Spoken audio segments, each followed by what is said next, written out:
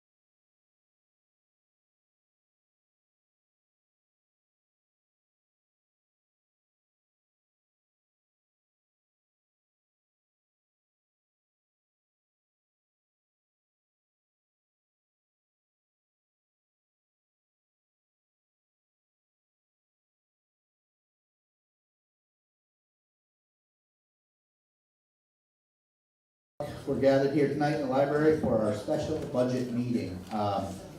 We are missing Faye and Colleen. But other than that, we are all here, so we have a quorum. And that being said, could you all join me for the Pledge of Allegiance? I pledge allegiance To the flag of the United States of America and to the republic for which it stands, one nation, under God, indivisible, with liberty and justice for all.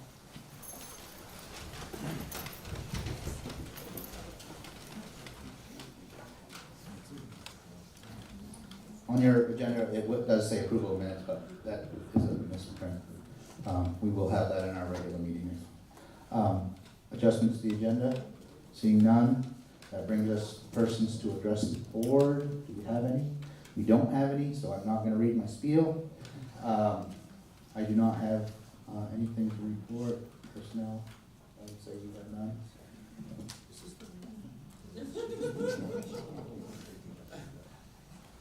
I reviewed this many times today.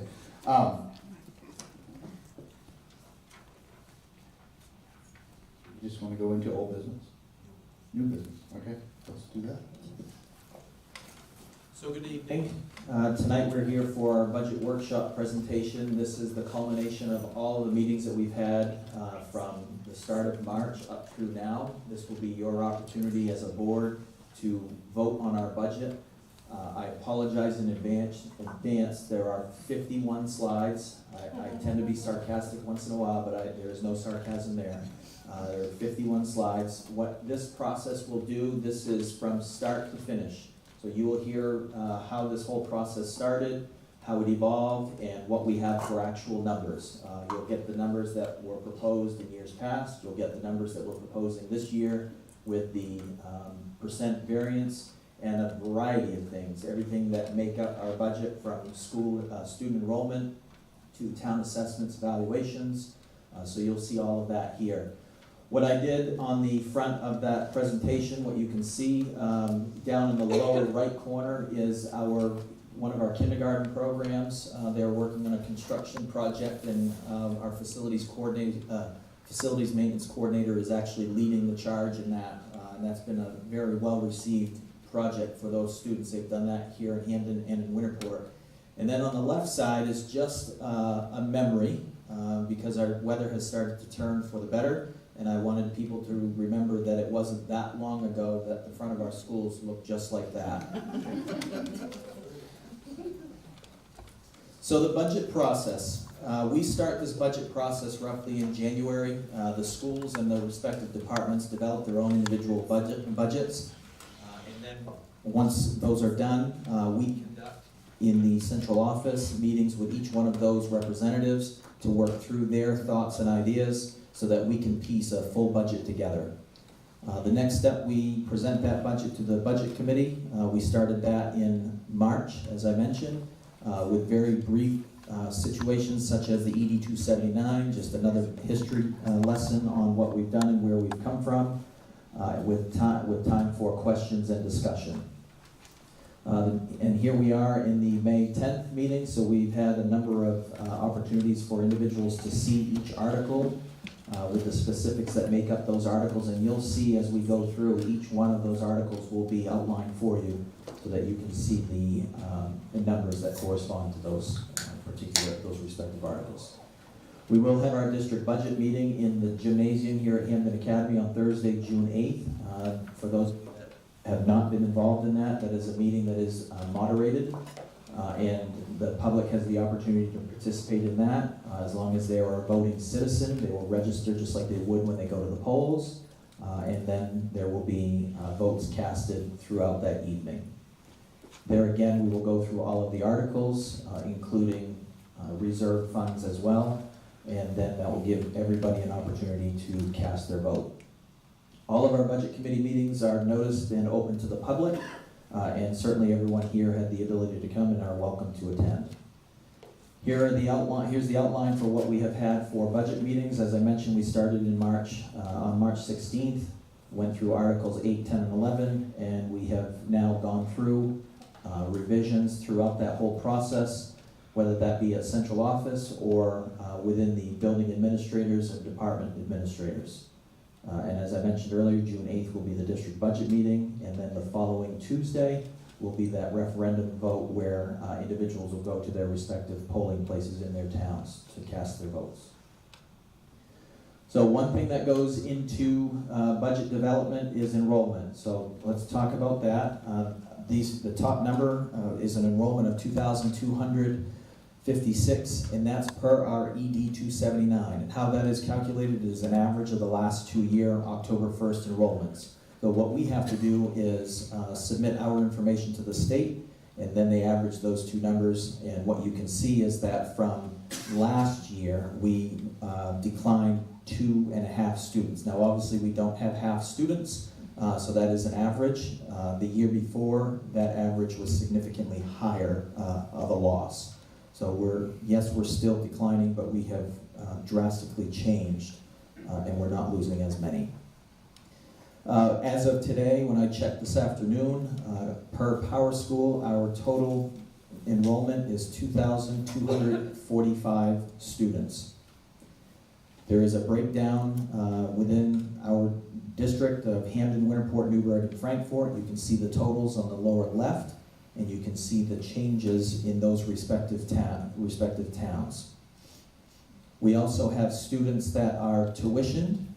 We have students that are on superintendent agreements, and we have homeschool students. So what you can see is right in order: 69 students on tuition, 24 students here on a superintendent's agreement, and 174 students eligible within the RSU 22 communities that are homeschooled.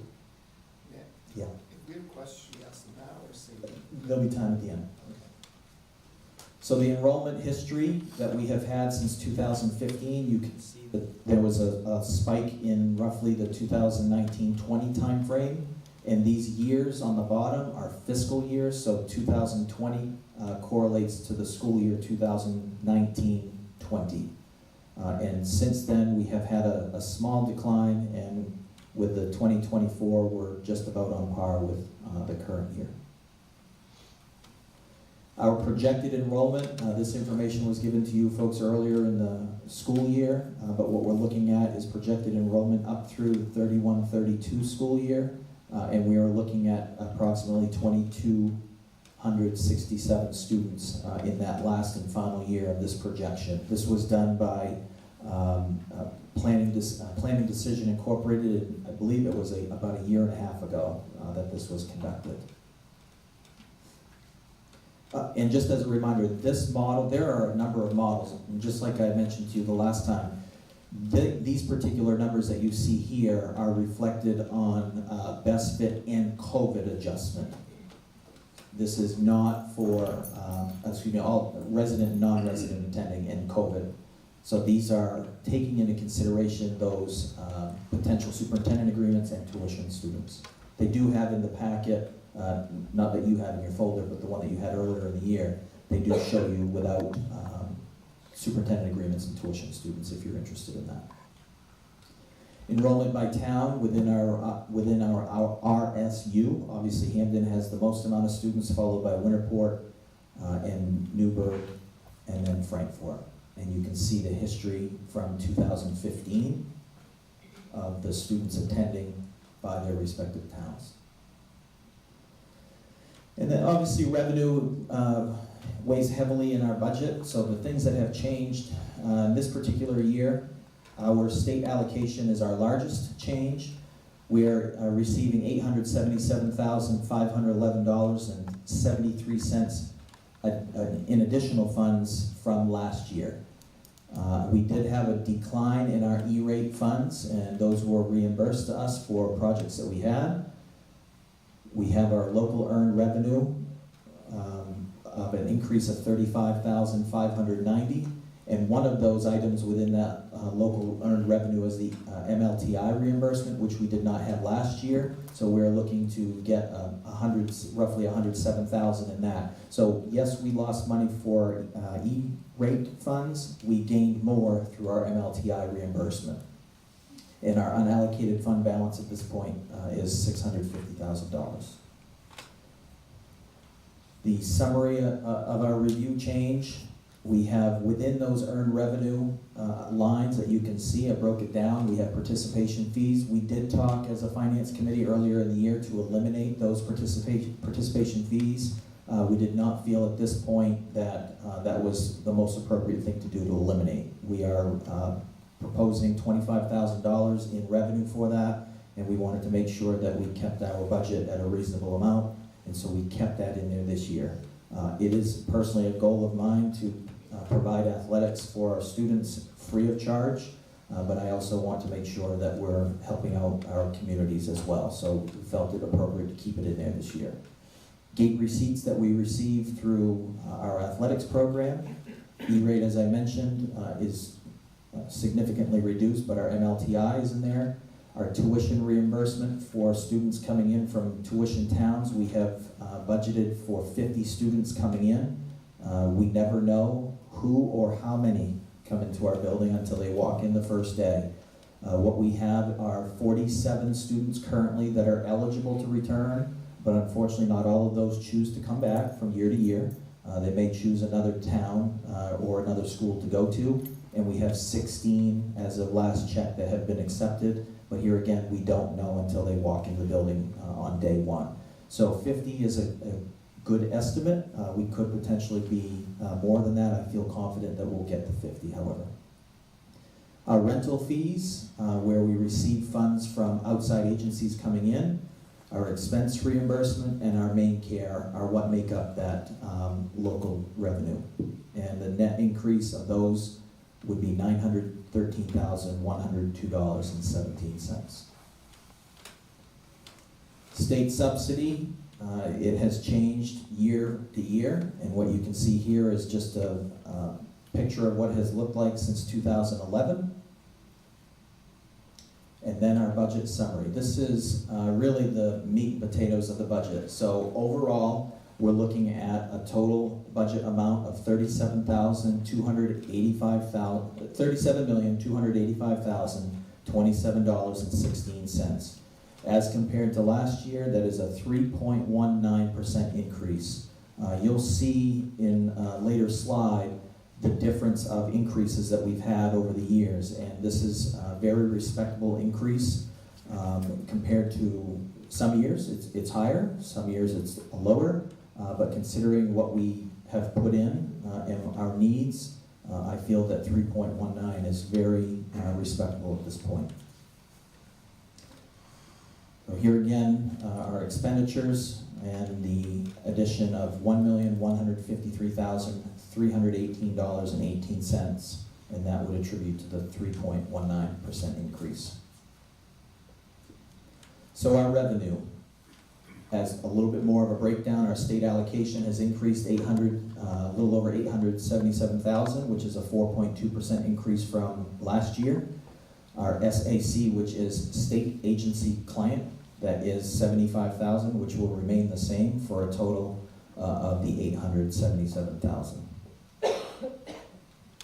Our local revenue, as mentioned earlier, but with some numbers attached to it, rental fees, gate receipts, the participation fees, as I mentioned, was $25,000. E-rate with a significant reduction, but offset with the next one, MLTI reimbursement. Our IRS interest reimbursement has gone down to 0. Expense reimbursement, and that would be things such as fuel tax reimbursed and Newburgh, the use of Newburgh School. Our miscellaneous, which we would have our MSMA dues, our workers' comp, sorry. And our shared position was a social worker that we shared with a surrounding district that we no longer have. Main care reduction has reduced significantly over the years, and our tuition is up 21% for a total of the 35. Here is our gross budget variance. I was telling you that over the years it's fluctuated. This is where we are. Yes, we're up from last year, but we're still fairly competitive with the previous year. So we're in that ballpark. We always want to strive for roughly that 3% mark, and I feel very comfortable with 3.19. Now we're going to get into our breakdown per pupil. So here what you see are our categories based on the articles that you'll see down the road. Regular ed all the way up through all other, which we usually consider school nutrition. What I did, I highlighted all the ones that are higher. So we are comparing in this slide the RSU 22 numbers versus the state numbers. So 4 of those categories, we spend more per pupil than the state average. The others, we are less, some of which were significantly less, others were fairly close. But you can see the bottom line, we are roughly $2,000 less per student on average than the state is. Here is just a visual of the information that you saw in the previous slide. And then we'll go into the articles. So starting with just an overall summary of these articles. What you can see again is articles 1 through 11 and what the percentage is of our total. And then you can see the graph to the right and what that percentage looks like. So quite clearly, articles 1 and 2 are the bulk of our budget. They are for every school district, and they have been here forever. And a lot of articles 1 and 2, the bulk of those are the wages and benefits. When we have teachers, ed techs, that make up a good bulk of articles 1 and 2 and all their respective benefits.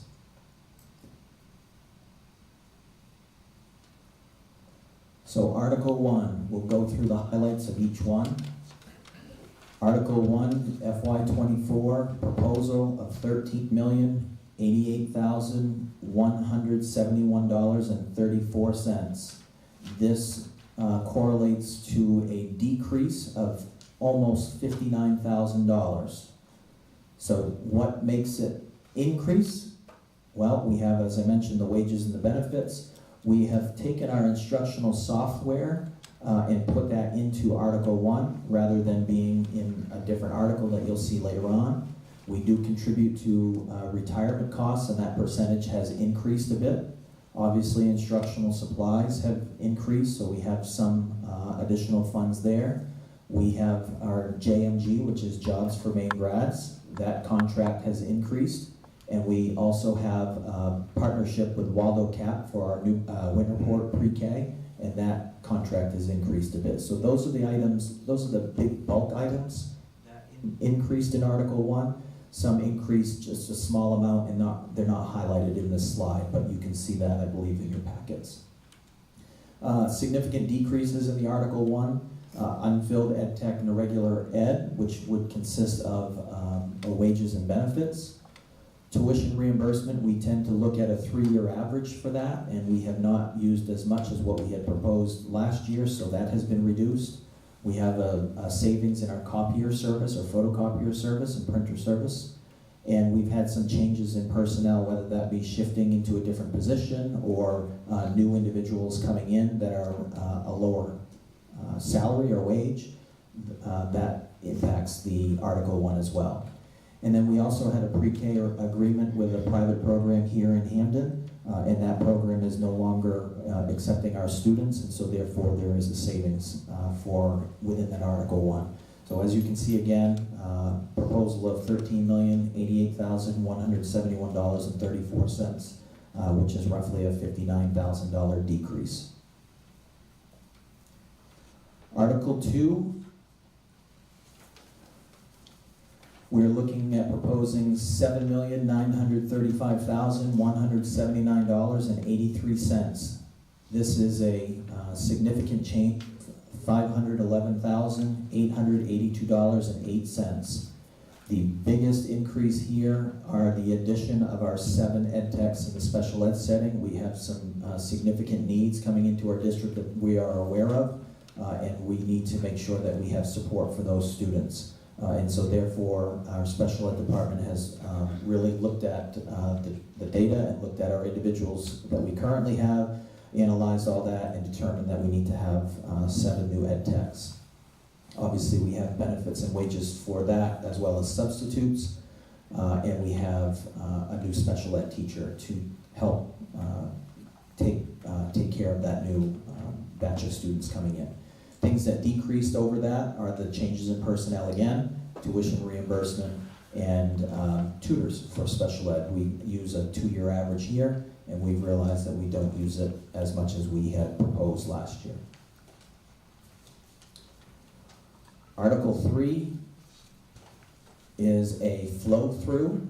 This is for our CTE, our technical program, where our students go to United Technology Center. The only thing that we pay for directly out of the RSU 22 budget, and it is not in Article 3, is transportation, and we have budgeted $58,800 for transportation, and that will be in Article 8.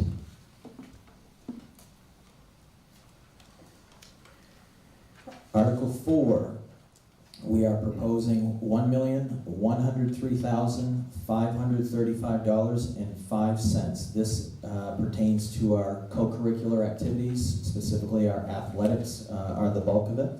We have our wages and benefits of personnel that are involved in that article. We also have a significant amount of stipends for coaches and advisors, and those are connected to the teacher contract, and so therefore those increase. We have increased expenses for our officials, and the increased expenses for our officials are only at the high school level. We have decreased some expenses at the middle school level because we found that we did not need as much as we had in there. The facility rentals that we use, we obviously don't have an ice rink or a ski slope or a golf course here on campus. And so therefore we have to rent those facilities and a few others. Supplies and equipment, we have added lacrosse, so we have some additional supplies that we need for that. We have some cheering mats that need replacement. We have safety netting, and we also have a scoreboard in this budget. We have incorporated a new program in esports, and so therefore that has incurred some expenses. And then our transportation costs have increased to transport the students to their activities. And as I mentioned earlier, the only decrease in this are the middle school officials. Article 5, we're proposing $3,490,250.61. That is an addition of $268,540.56. These are nursing, guidance, library, and our new social workers. So we're talking here again, wages and benefits increase based on the collective bargaining, the retirement rate that we talked about earlier, and also technology. Technology is a big part of this. We are looking to incorporate new projectors in schools. As we spoke, we're going to, instead of putting them all in at this year, we're making a 3-year plan. And so what we're trying to do is make it roughly 3 years of equal payment, and so trying to decipher which schools will get them on year 1, 2, and 3 to make it fairly even, so that it's not all at once. In addition, we're utilizing our technology reserve to pay for the replacement of our Mac Lab computers here at Hampden Academy, so that was another thing that we took out of this article. And you'll see the reserve funds a little later. So we are utilizing some of those reserve funds right now. The 2 social workers that we spoke about, we're looking to have half-time social workers at McGraw and Weatherby for a full-time position, and half-time social worker at Smith & Wagner for a full-time position. So that is a total of 2 positions that we're looking for as a school regular ed social worker. Nursing and health aides, this is from the ESSER grant that we're pulling into the local budget, and also contracted services with Acadia. We do contract for social work services in Winterport, Smith School and Wagner split, as well as Hampden Academy. Decreases, we have eliminated our instructional coaching positions. We have taken the instructional software out of this article and put it into Article 1, as mentioned before, because it really pertains to instruction, and it's the right place to be. And the substitutes for these particular positions that include Article 5 have been reduced also based on a 3-year average.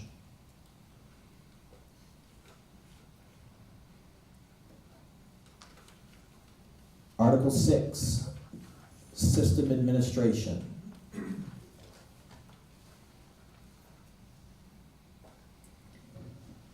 We're proposing $1,012,180.46. This is a reduction of $58,000, almost $59,000. The increase that you will see in this article will be just simply repositioning the grant writer. It stayed within the article, but is just in a different location within the article, and also an increase in the board insurance. The decrease is for wages and benefits due to personnel changes and professional development based on past history. We haven't used as much, and so there is a reduction in that situation. Article 7, that deals with our school administrators. We're proposing $1,729,550.27. That is an increase of $72,478.22. The bulk of the increase are just simply due to wages and benefits increasing for administration and the office staff within each building. This is school administration, but keep in mind this also includes any of the admin assistants that are within the main offices of those buildings. The decrease in this article, there is a small decrease to the total hours in administrative assistant hours, and we feel comfortable that with that decrease, the needs will still be met here in this building. There was a decrease in hours. There were 5 individuals in positions. They're reduced to 4 individuals. However, each one of those individuals has been moved up to 40 hours, so it's a decrease of approximately 13 hours of service in a week. And we feel comfortable that that can be taken care of with the current staff. Article 8. This deals with our transportation. We're proposing $1,694,720.67. That is an increase of $129,907.30. We have a major increase to one thing that we didn't have was our transportation to pre-K or for pre-K to Newburgh. We are utilizing some funds through the extended pre-K grant to help offset that, but that grant only goes up through December 31st of this year. So we were able to take some of those expenses up through the 31st and to help offset this, but the balance of that amount is built into this budget. We do have a contract increase with Sear Bus. We will obviously incur gas and diesel increases, and our special education in-district transportation is a small increase as well. We do have decreases to our vehicle repairs. We have newer vehicles on the road. If you saw our old vehicles that we used to have, we clearly are able to reduce that. And we were also able to reduce our out-of-district transportation. We did find within this article, this is where we took a bulk of the special ed transportation out because we found that we could take care of that in our local entitlement funds. So there has been, from the last time we met, there has been a bulk taken out of this. Article 9. This would be our maintenance article. We're proposing $4,334,621.46. That is an increase of $135,108.09. Here again, we have wages and benefits that fit within this. Increase with our solar project co-op. This should be offset by the savings that we incur from that project. Furniture in schools, we used to budget that within, more often than not, equipment within Article 1. That has been shifted over to this line where it belongs. So there is an increase there. And the supply and equipment needs for the custodial maintenance staff has increased a bit as well. Decreases that we'll find are our contracted services, our custodial substitutes based on a 3-year average, our central office custodial services. We cover that with our current staff now, so we don't incur any additional costs, and our principal interest payment, which the Honeywell project from FY11, which was an energy savings project, has been paid off. Article 10 is our debt service. Debt service is being proposed at $2,896,815.47. There's a variance of $94,382.03. The increase is simply due to this building. And I want to make it very clear, the increase has nothing to do with the addition. The addition was not paid for through this. And so that's why I have it in parentheses on the presentation. This is just simply the debt service for this new building that opened up in 2012.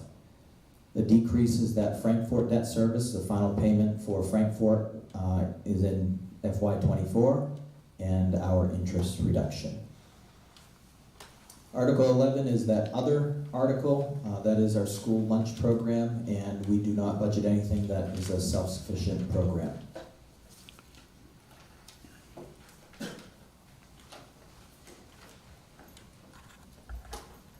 Here is just an overview of Articles 1 through 11, and I'll give you a minute to take a look at that.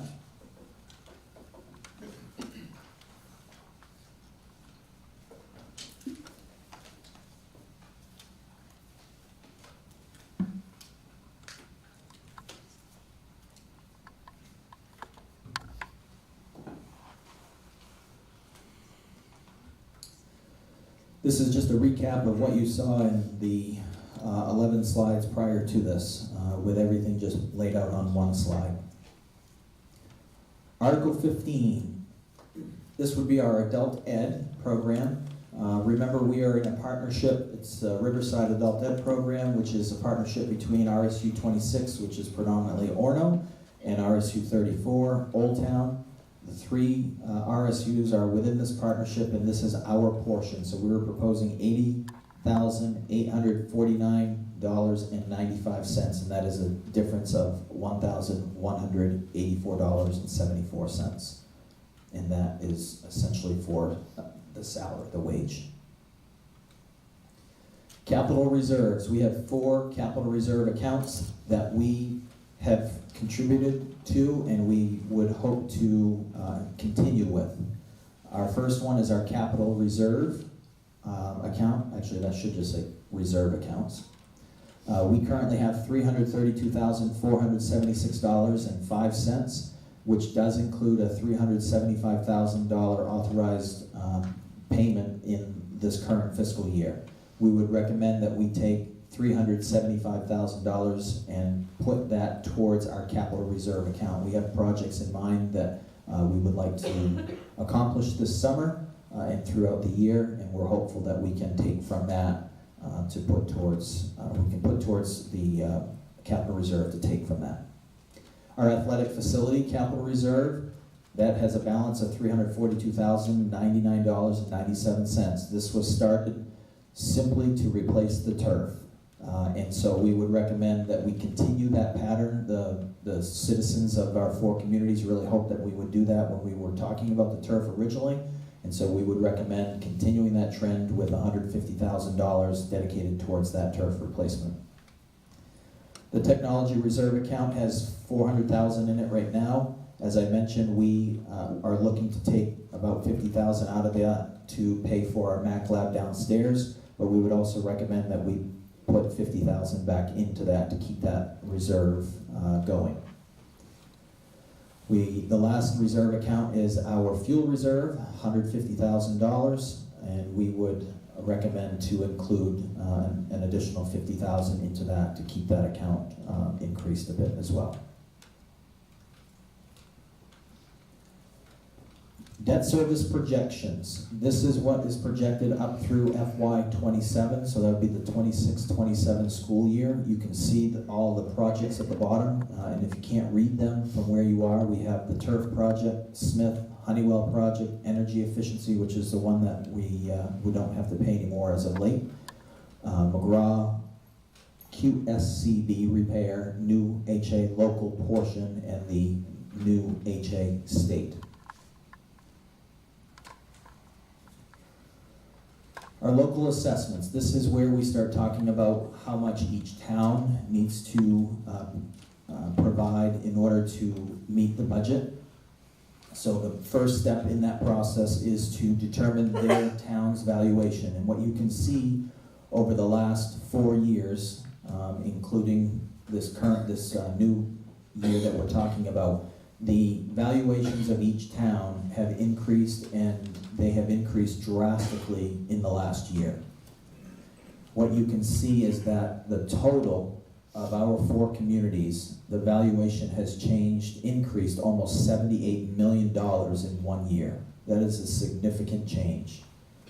So looking at the last column, you can see how each town has increased, with 6.42 in Hampden, Winterport at 6.26, Newburgh at 8.88, and Frankfort at 4.47. Now this has a lot to do with the real estate values and what happens in the towns when homes sell. And an example being, if a house that is valued at $200,000 sells for $400,000, the valuation goes up significantly. And obviously we've seen the real estate market lately. We have seen a number of houses in that situation. And so therefore the valuation of these towns have increased significantly. Nothing that the school district can do, and it is very unfortunate for the towns when it comes to this. Moving into the local funding per town, if you look at the top chart, which is labeled Table 4, this is the information that we utilize within our office to determine how much each town is responsible for, what percentage of the budget is their responsibility. So all the numbers at the top, you're dealing with your valuation and your pupils, and then your final percentage in the end. Take that table down to Table 5, that will tell us what the towns are responsible for. So we have our local essential programs and services commitment. That's what the state tells the towns they have to pay. The next column will be our local only, which is the debt service. So the debt service that we went over just a little while ago. And then the additional local share for their total. For instance, Hampden at $8,218,942.42.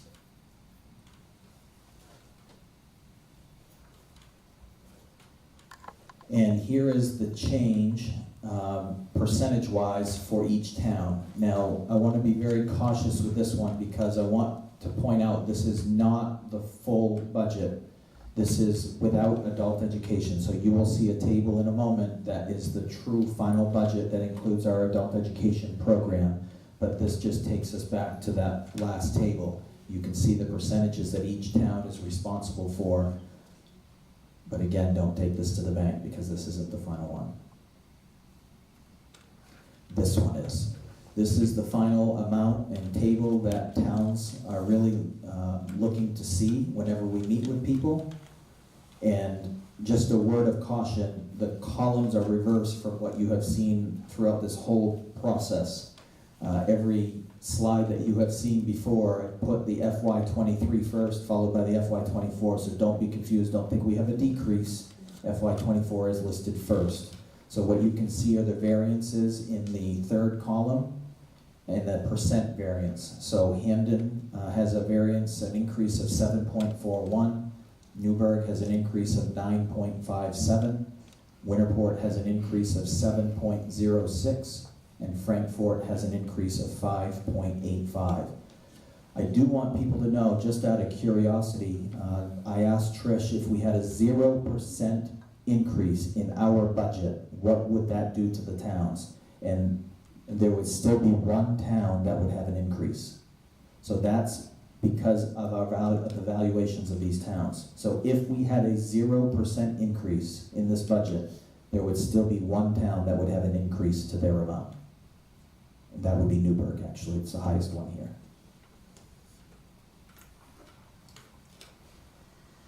Here is a visual of our individual towns. So you can see the history of each town, starting with Hampden, and we're going just in the order that the last table had. Followed by Winterport, Newburgh,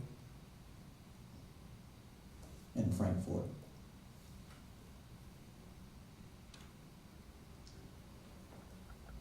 Here is our summary of our local assessment variances. You can see that the district summary is lower than what we've had in the past.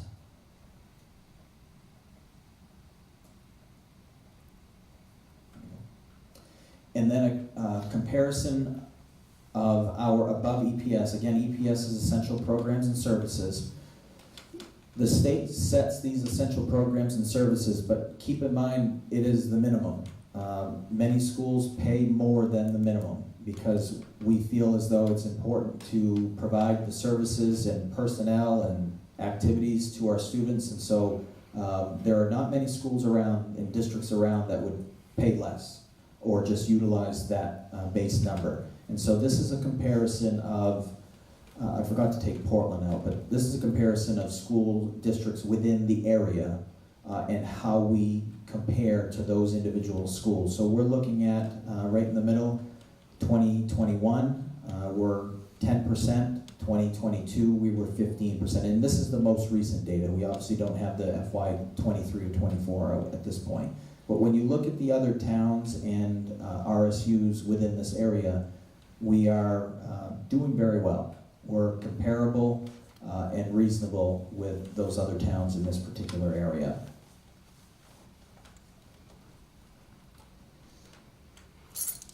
Then these are the approval steps. If you haven't been to a budget meeting, we go through all of these articles one by one, and some days they're quicker than others, and really depends on what the conversation consists of. But as I mentioned, we will go through and have the event moderated. So they will take, that individual will take us through these particular articles, and we will have votes on each one, and followed by the Tuesday, July 13th referendum at the polling sites.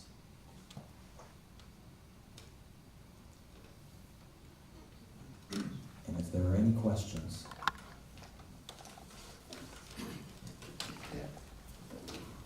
I have one question, just in terms of enrollments for our information. Homeschool students, are they prorated by the number of classes they take with us? Are they counted as part-time students, or? If, it's prorated, so if they come in for one particular class, we have reimbursement for that.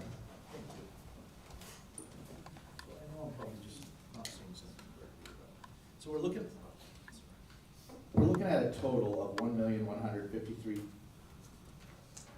right? And some change. Additional, complete. And the state is giving us 877,000 and some change. So why can't we take 877,000 away from 1.1 million? And why isn't that our local share? Well, that's, so we have to add the other item, yes. Okay, that's where I'm at. I told you that I was wrong. It just seemed like that you should be able to take that. Take it away. So, I'm good.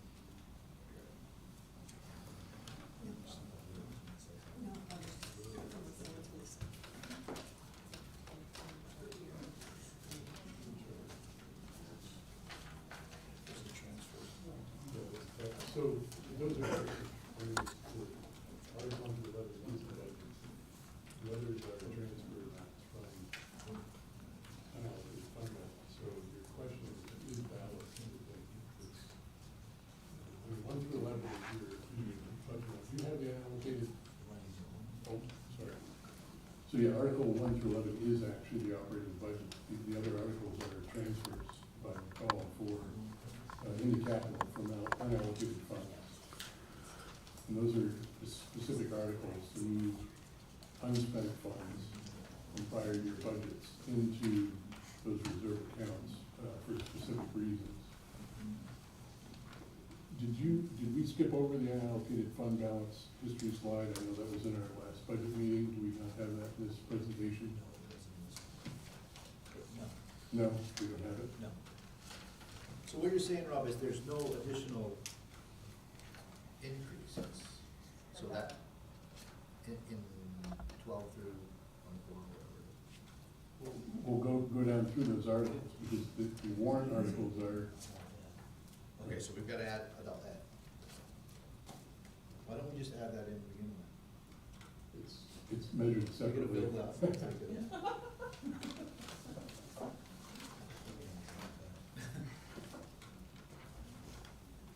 The Articles 1 through 11 only cover kindergarten through grade 12. Adult ed has to be held separately according to the state guidelines.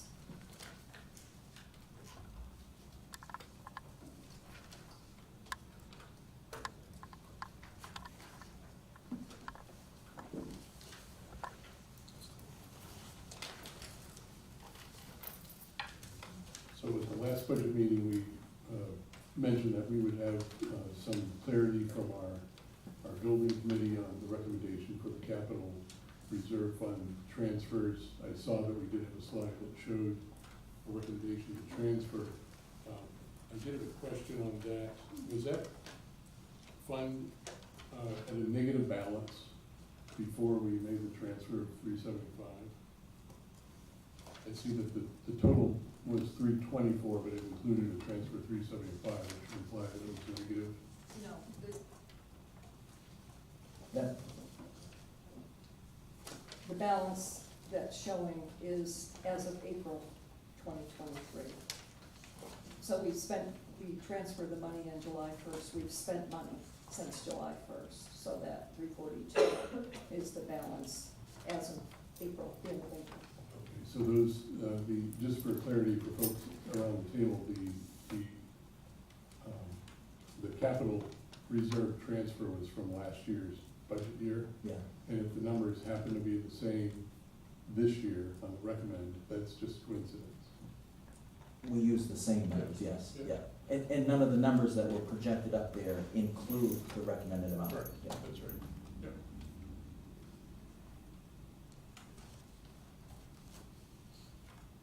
Did you want the projects? You mentioned the capital reserve projects. No, I know that in the past, we've had to identify those in the link 22, and as the purpose of this meeting is for the board to fully understand the budget so that we can endorse and then support at those meetings, we typically start to get into some of those details, knowing that, at least for the capital reserve, it is aligned with specific projects. The fuel stabilization, I think, is a bit of an emergency fund for sure, as is technology, because those capital hits are sometimes unexpected and they're not the same every year. So having a technology reserve is wise for, you know, a major iPad or laptop or other purchase or the Chromebooks, as we've seen, those usually come in fairly big hits. So those have been replenished, but the capital is one that I know we have to provide enough detail for the public meetings to identify what that's for, and they really aren't, they basically don't carry anything from the year prior, presumably those were all done into the last capital reserve account. So I have 18 items right here that I can read to you on Mr. Booth's list. Camera and security, IT upgrades throughout the district, window door replacements district-wide, compressor, heat pump, unit ventilator replacements, various paving and patching projects, various enveloping throughout the district, vehicle replacement or purchase, 2 to 3 vans and a plow truck, because what we found this year was that Mr. Booth and Mr. Fox were using their own plow trucks, personal vehicles, to do that. Maintenance equipment, playground repairs and upgrades, rekeying doors in the district, ramp repairs and modifications at Weatherby, Wagner, and McGraw, district fencing, rip wrapping installations at the typical plow damaged areas, sidewalk repair replacement, exterior above ceiling insulation in Weatherby, roofing repairs, natural lighting in Smith, main entrance upgrades, repairs and enhancement to all schools, and football retaining wall in front of the bleachers. Actually, I meant to start by saying thank you to Nick and Trish and Christine and other groups that have to report, also admin, because this, as you know, the school budget is a very complex animal, and trying to get it all wrapped up is a pretty comprehensive process. So thank you for the level of detail. I'm sure we'll be grilled with some of these questions, so having the answers at our fingertips is great. One other item that I know we have to address is the local share, and it's the impact to the local share as paid down by the payment from unallocated fund in addition to the capital. I know we have a recommendation that we were tossing around at the last budget meeting, to look at that as a whole with all of the capital and the unallocated fund balance to pay down local share. Do you have a slide for that, that item? I don't have a slide in the presentation. We had a summary cheat sheet in years past, we have that. I can get it up there in a minute.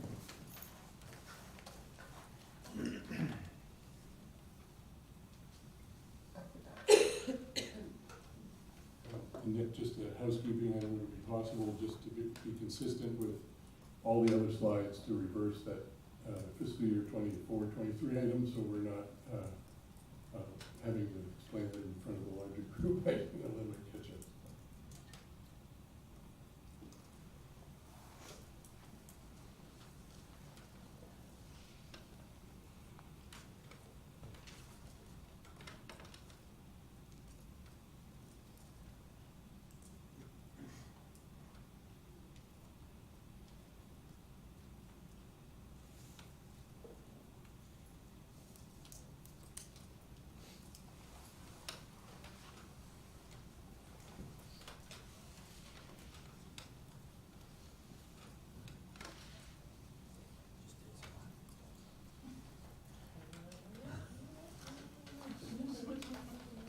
There's a 15-year-old.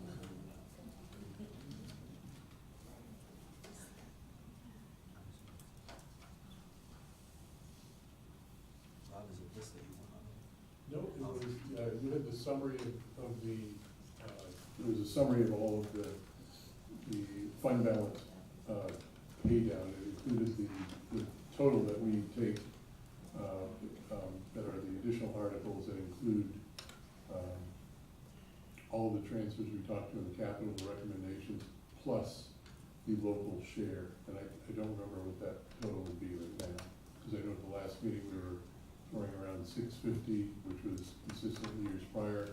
If we were to add that to the others, what does that look like as a total? Because we did not have a total at the last meeting.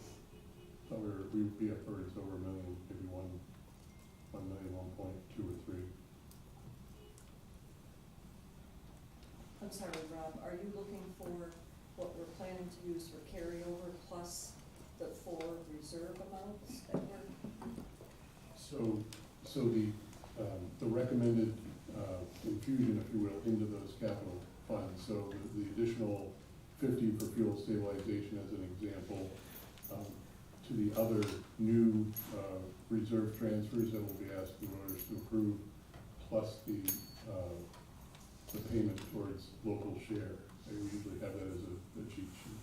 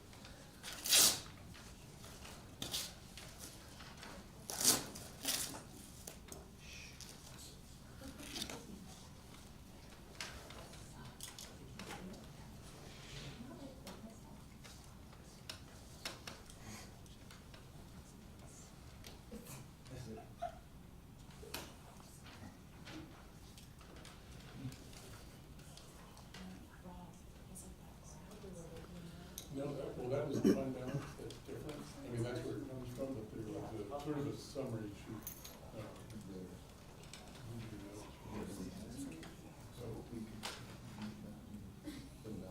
I can't hold it far enough to read it.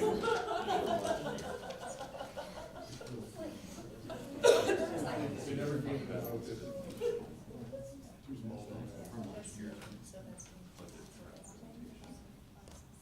This is I think it's just a summary of the different.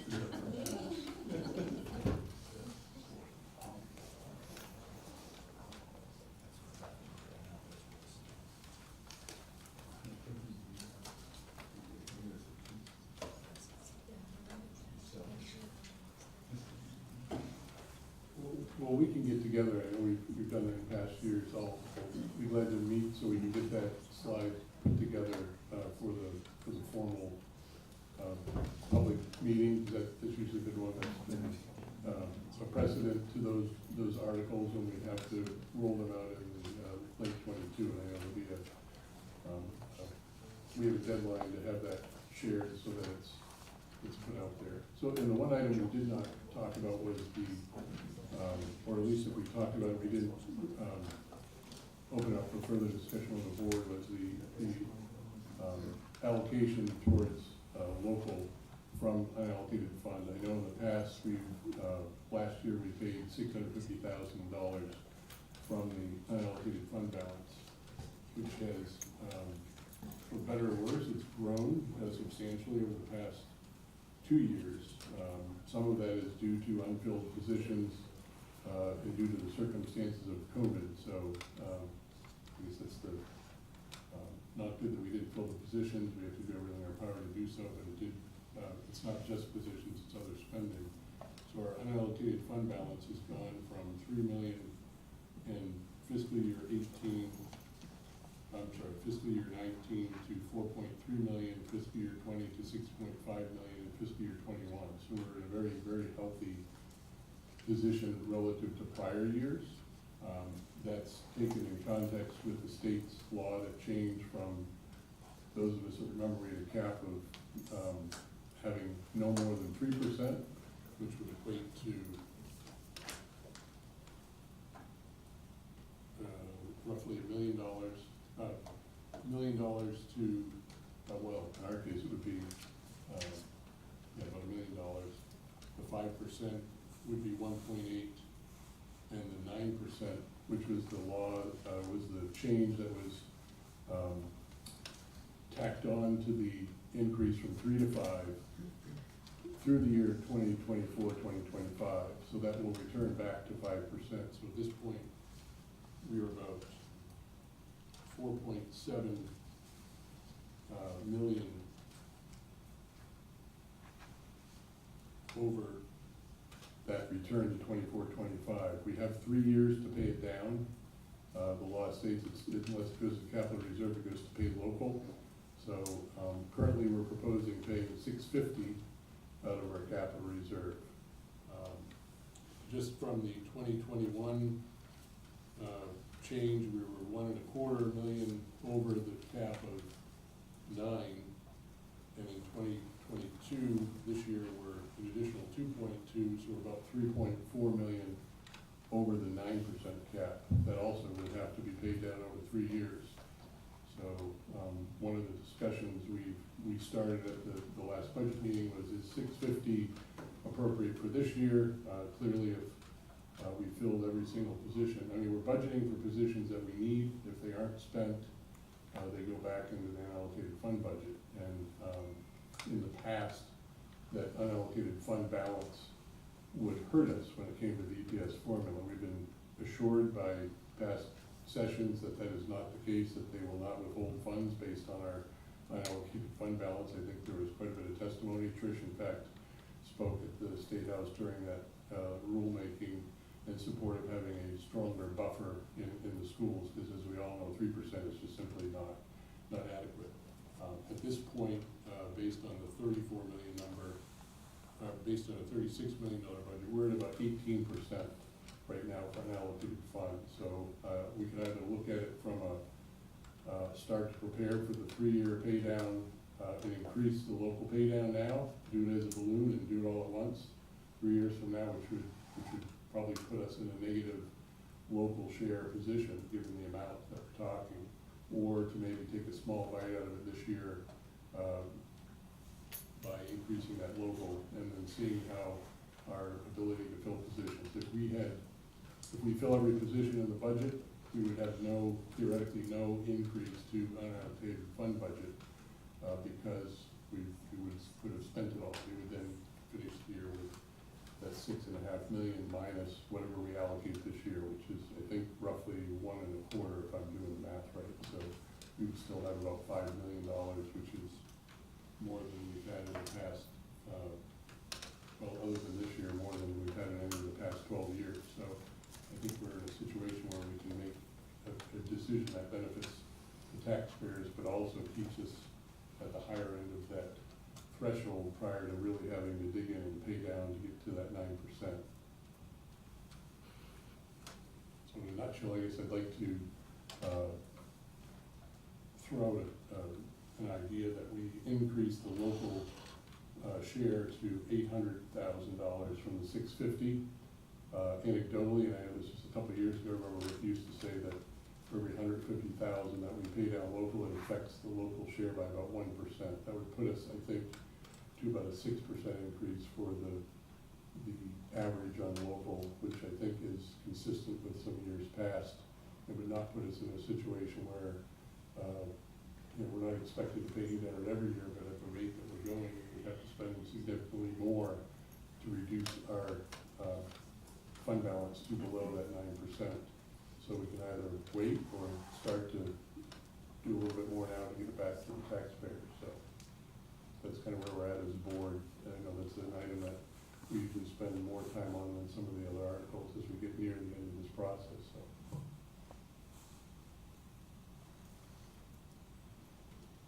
What's our, historically, what have we, we've been at 650 for a couple of years.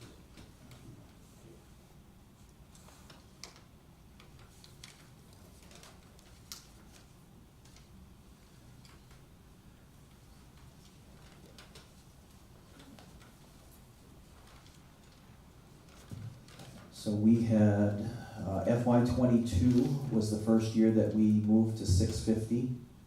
We were 550 in FY '21, 500 in FY '20, 440 in the 2 years prior to that.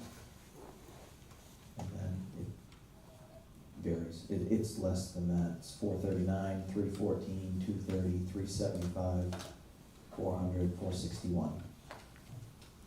But FY '22 was the first year we were at 650. And Keith, to put that into comparison, in 17, 18, or 19, when we were in the $400,000 to $500,000 pay, we were under $2 million in unallocated funds. We were probably in the 1.8 to 2 million range, so it represented about 30% of the total pay down. So this year we're looking at about 10%. And it's a year where we've been very frugal. Kudos to staff. I mean, keeping costs contained in these uncertain times is fantastic. Having funds that aren't spent because we don't have filled positions, I think we need to do everything in our power, maybe dip into some of that reserve to really try to aggressively recruit, but we certainly will be in a situation, or the board will, 2-3 years from now, to really push that all back. And I think just if you're reading the tea leaves of where things are at right now with consumer price index, et cetera, and inflation, I think doing something to start this year would make sense from years prior.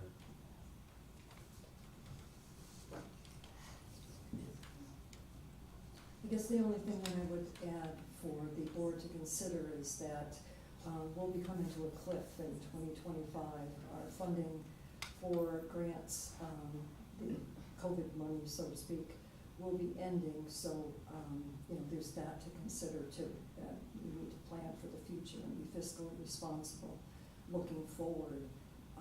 So, I just caution people that we need to plan for that. Yeah, we've discussed this in budget meetings, and I'm always on the opposite side of the road. I don't in favor increasing that, because if anything happens the following year, then you've got to ask the taxpayers to kick up the $800,000 just to stay where you were. And since I've been on the board, when we started out, we had a real low fund balance. We didn't have any extra. And now we finally got a decent fund balance, and I believe we should hold on to it and spend it out according to the state law when we are required to, but keep it for those emergency situations when we actually need it. If you pay it out now, it's going to be gone, and like she just said, we're heading for a cliff when the COVID money dry up. and then you add another $800,000 on top of that, you could have a real problem for the taxpayers at that point. Yeah, I agree with Alan, I like having a balance. I think my proposal is adding 150,000 more. We've already allocated the 650, we have continued. And I also agree that not having a situation where we're having to dip in and ask the taxpayers for 800,000 more unannounced. However, at this point, we've received $6.5 million more from the taxpayers without being able to use it. So I think having that cautious and careful balance, and to consider that the additional 150 is only 5% of the overage we're at right now. That's not even really a start when we come up to the cliff. Just one question on the cliff, and I've read that in multiple places, Trish. So we're talking about programs that were funded by or through the period of COVID that were supplemental to our own budgeted programs. So one of the issues the board will be facing at that time, when those are no longer funded by outside sources, is whether those are added directly to the school budget. And I would suggest that having a capital for that process is not a long-term solution. That would be maybe a stopgap for the first year, but we'll have to look long and hard in the mirror at what programs that we've become accustomed to over the last 2 years due to COVID that were, I guess, defensively supplemental, or they should have been included in our budget, are going to have to be added to our system budget. And that'll be a discussion that'll probably lead to more meetings in future years, budget meetings for sure.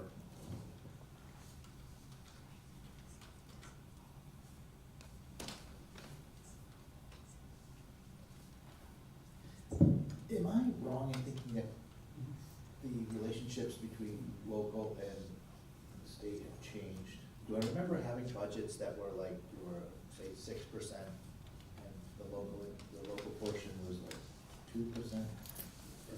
Are those relationships what? That's tied to the local fund, yeah. Okay. Yeah, that's a good point, because this year it's backwards, Right. and it's not it's nothing we've done, it's the valuation has gone up. But due to that, it changes that formula in what the locals pay. So not only do they pay more for local taxes pure profit values, we're now contributing to that from the school budget perspective. So I think, again, we just need to be cautious that we're thinking of our constituents when we're preparing this. And I think in a year or two, looking at years past where our local fund, to Alan's point, our local fund pay down was maybe a third or a quarter of the total balance, we continue to grow it nonetheless each year incrementally, keeping that number fairly flat. And in the last 3 years, it's just we've gone from 1.8 million to 6.5. That's incredible, but it also suggests that we might need to, before the 3-year hit comes here, put that back. I guess I would leave it to future boards to determine if we roll that all into new programs. But it can't be spent on the annual budget. It has to be spent, the loss as it goes back to local share. So we have 3 years to pay that overage down to local share. It doesn't go anywhere else other than to some of our other capital, which have to be for specific projects. So I don't see how we would get there. I think we need to take a bigger bite.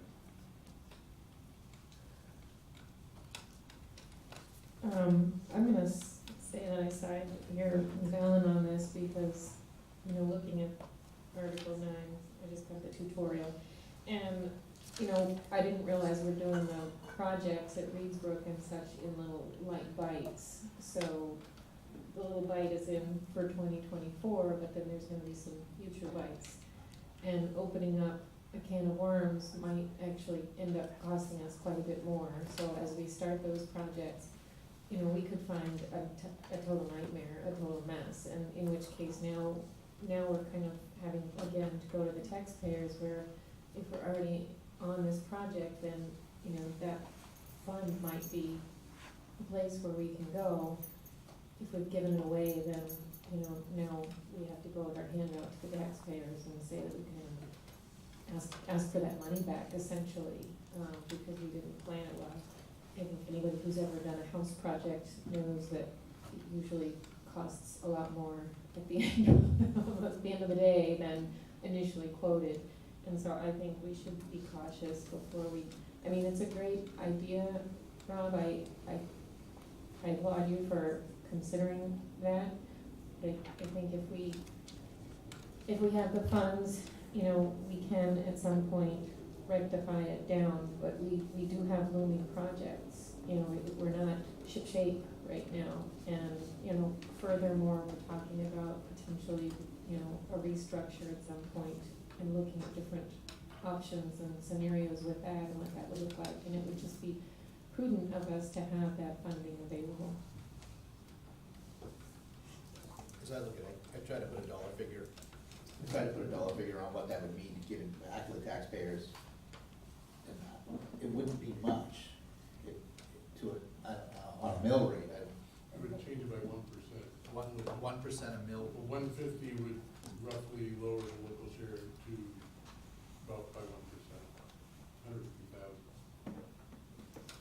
I would want to make sure, because this would be a major faux pas on our budget committee's part, that the money that was requested in years prior year budgets, can be used for, as suggested, a larger capital project. It's my understanding that it has to go back to local, or for unforeseen, but large capital projects are usually addressed in a different manner. So we probably should, before the next session, confirm that the amount we will be required to reduce our maximum to 9% a year from now and 5% 2 years from now. We said 4.7 million.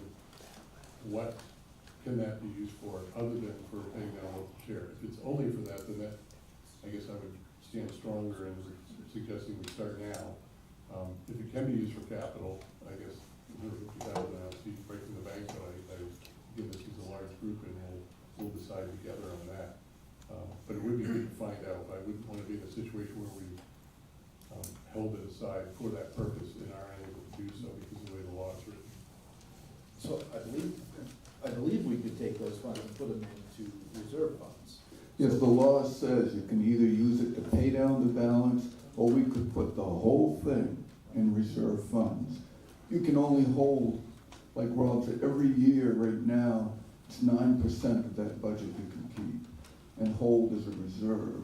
The rest of it either has to be paid out or put in reserve accounts. So the entire, whatever we have left there, 4 or 5 million, could be put into reserve accounts. All of it. But typically you want, at this point, you'd want to keep 9% sitting in cash as a reserve fund. Because we've discussed this in the past, if something happens and the state didn't pay us or whatever, we don't have enough money to pay our teachers through the summer without that reserve fund. It's like, what, $1 million a pay period? And so you have 2 pay periods a month, and there's 3 months in the summer. There's your 6 million right there if something happens.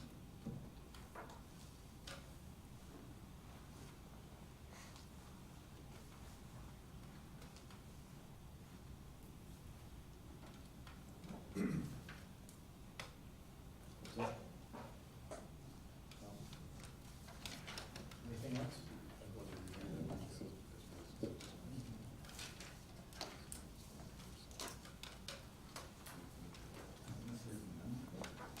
There's a winner and twice in the last 2 years.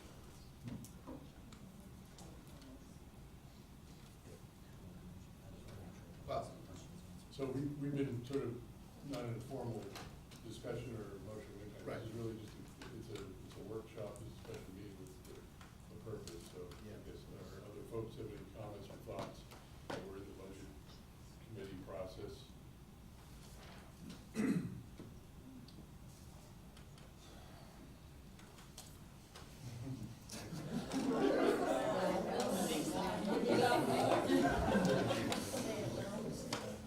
Well, I live in Newburgh, so, you know. No spotlight there. But no, I think Alan, that, you know, I've got that from last year, that 1 month of payroll as of last year's budget was 1.8 million, you know, it's gonna be up a little bit, so that doesn't go that far. I'm with you on that. So Trish, from your perspective, we would be okay if we leave it as we are now. Come into next year, if we do get into trouble, we need to get below the 9%. We can either use it then, or we could put it into some sort of a reserve fund. But we're on track now. I mean, we're not gonna be putting ourselves in a position where we can't come out of that, from your perspective. No, we have 3 years to make a plan to take care of that money. Additionally, they're still trying to get the state to allow us to stay at 9% or 10% or 15%, because it's unrealistic. You know, I read an article just recently that corporations plan to have 30% to tide them over, and would say 1.8 million or $2 million, that's payroll. That's not paying the electricity, that's not paying the buses to get the kids here, that's not paying all those other necessities that we have in a month. So I'm conservative, I admit. It financially, it just kind of makes me a little bit nervous, but that decision is up to you folks. Yeah, and we've talked about the what-if scenario. I guess it's somewhat different for schools than it is the private sector, where a client stops paying the bill. I guess we'd be saying that the towns stop paying their bill. As a school district, I know there's usually been accusation that we're fortunate that we always have our bills paid by the towns, and they're the ones that have to do the collecting at the taxpayer level. So I'm not aware of, I guess it'd be interesting to know, have we, from a reserve standpoint, dipped into reserve balance throughout the course of a year? What is that reserve dip that we encounter, that we've encountered in years past? Have we gone below zero? Have we had to use unallocated fund balance to tide ourselves over? I don't believe we've ever done that I can remember. No. We can't use anything that wasn't approved by the voters. So we can't dip into that unallocated fund balance in this fiscal year. Right, but under the scenario that we had to come up with a month of payroll or two, what would that scenario, how would that scenario exist? Or how would that happen even?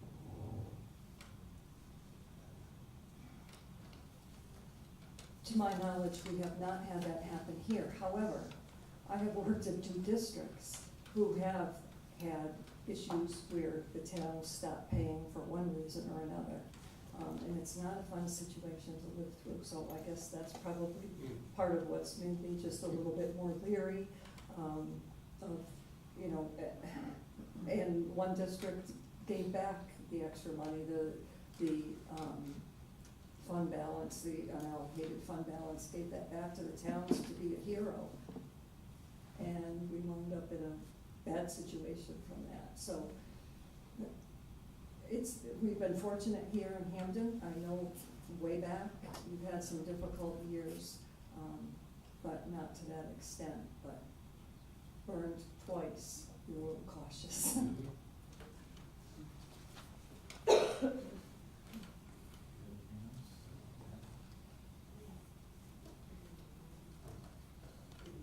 else? Any other discussion? If not, we would entertain a motion to approve or amend, or it's your pleasure.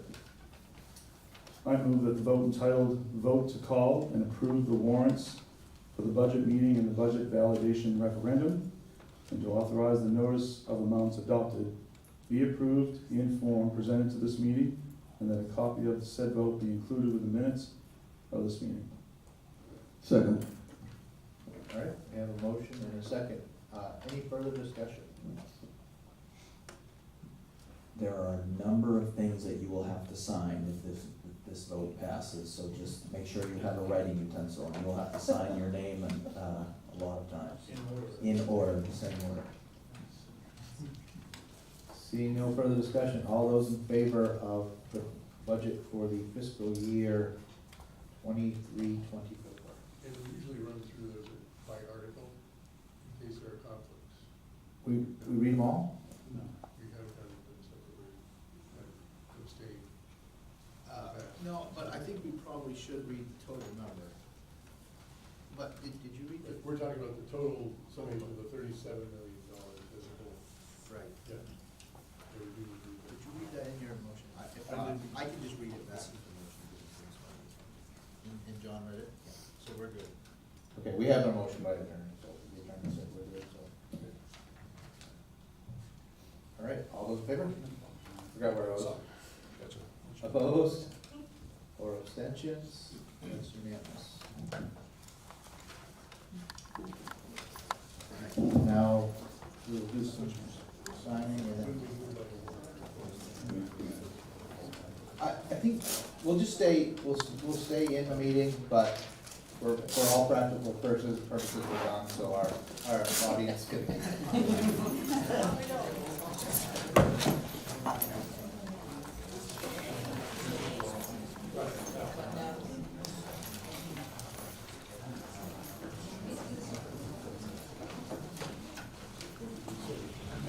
Testimony. Setting things aside, capital, state budget. We already know. This work is at least It has at least, that's.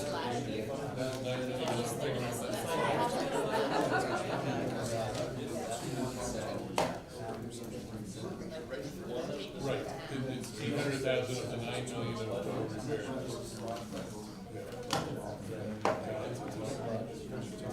It's unfortunate.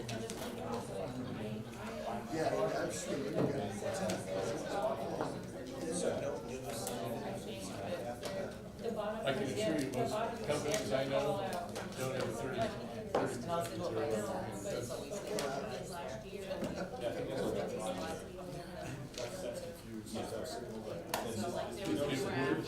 Except for 60 expressing a desire to see cost of living. Remember that we So I can keep it all to myself. No.